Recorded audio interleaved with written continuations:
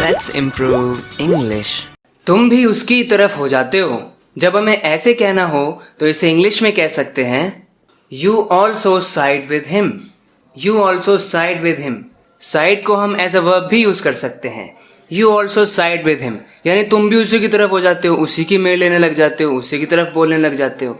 तुम उसकी साइड मत लेना, तुम उसकी साइड मत लेना। Don't side with him. Don't side with him. ऐसे हम बोल सकते हैं। इसी तरह के कुछ कंफ्यूजिंग हिंदी सेंटेंसेस का इंग्लिश ट्रांसलेशन जानने के लिए इस वीडियो को एंड तक ज़रूर देखना। डेफिनेटली आप अपनी इंग्लिश को इम्प्रूव करने वाले हैं। इस वीडियो को एंड तक ज़रूर देखना। कुछ ऐसे सेंटेंसेस हैं हिंदी वाले जो थोड़े कंफ्यूजिंग होते हैं, उन्हें इंग्लिश में कहना कैसे है वो मैं आपको बताऊंगा। उसका दिल जीतना तो मेरे बाएं हाथ का खेल है, मेरे बाएं हाथ का खेल। ये है बाएं हाथ का खेल, वो है बाएं हाथ का खेल। जब ऐसा हमें कहना हो इंग्लिश में तो हम कह सकते हैं it's child's play. Winning his heart is child's play for me. Winning his heart is child's play for me. ऐसा करना तो मेरे लिए बाएं हाथ का खेल है। तुम तो मेरे दिल के करीब हो, दिल के करीब हो। इंग्लिश में कह सकते हैं you are close to my heart. You are close to my heart. मेरे दिल के करीब हो। मैं ना चाहते हुए भी वहां गया, मैं ना चाहते हुए भी तुम्हारी ओर खींचा चला आता हूं।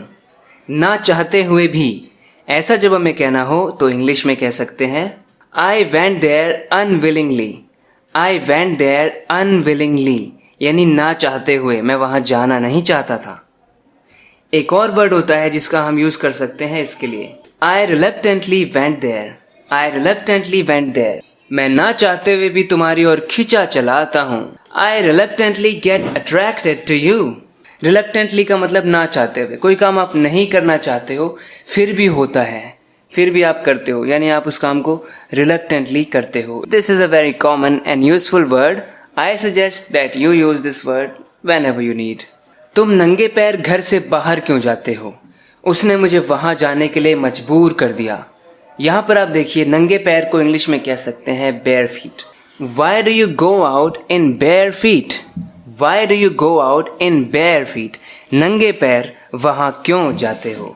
उसने मुझे वहाँ जाने के लिए मजबूर कर दिया। जब हम कहना चाहें कि उसने मुझे ऐसा करने के लिए, वैसा करने के लिए मजबूर कर दिया, तो मजबूर करने को इंग्लिश में हम कंपेल करना बोलते हैं। He compelled me to go there. That means he just forced, he persuaded, he just convinced me into going there. He talked me into going there. He compelled me to go there. उसने मजबूर कर दिया मुझे वहाँ जाने के लिए। आजकल उनका कारोबार फल फूल रहा है। फल फूल रहा है का मतलब क्या होता है? यानी तरक्की कर रहा है, फ्लोरिश कर रहा है, डेवलप हो रहा है, बहुत अच्छे से इम्प्रूव हो रहा है आजकल उनका कारोबार। इंग्लिश में कह सकते हैं Their business is prospering these days. Their business is prospering these days, flourishing these days, going on well these days. भगवान करे तुम फलो फूलो। भगवान करे तुम फलो फूलो। May God make you prosper. May God make you prosper. काश भगवान ऐसा करे कि तुम प्रॉस्पर करो। May God make you prosper. तुम्हें इस सच्चाई को स्वीकार तो करना पड़ेगा। इस सच्चाई को स्वीकार तो करना ही पड़ेगा। सच्चाई को बोलते हैं रियलिटी, स्वीकार यानी एक्सेप्ट तो हम कह सकते हैं you will have to accept this reality. You will have to accept this reality. इस रियलिटी को आपको एक्सेप्ट तो करना ही पड़ेगा। There is no other alternative. ये तो जिंदगी की कड़वी सच्चाई है। कड़वी सच्चाई, सच्चाई को बोलते हैं रियलिटी। कड़वी के लिए हम बिटर बोल सकते हैं, लेकिन ज्यादा कॉमन कोलोकेशन जो इंग्लिश में है वो है this is the harsh reality of life. This is the harsh reality of life. ये लाइफ की हार्श रियलिटी है। Nothing can be done in this case. It's the harsh reality of life. लगता है मामला गंभीर है। कभी कभी लगता है ना कि भाई लगता है मामला गंभीर है, लड़ाई ज़्यादा हो गई है, बहस ज़्यादा हो गई है, मामला गंभीर लगता है। The matter seems to be serious. The matter seems to be serious. Matter serious लगता है। मैटर के ऊपर मिल जाएगी आपको अलग से वीडियो, सीम के ऊपर मिल जाएगी आपको अलग से वीडियो। देख रहे हो आप, उन वीडियोस को आप देख सकते हैं इनके मीनिंग को अच्छे से समझने के लिए। सारा बना बनाया खेल चौपट हो गया। सारा जो मैंने प्लान बनाया था वो खराब हो गया, चौपट हो गया। इंग्लिश में कैसे कहा जा सकता है? The entire well-planned game has been spoiled. The entire well-planned game has been spoiled.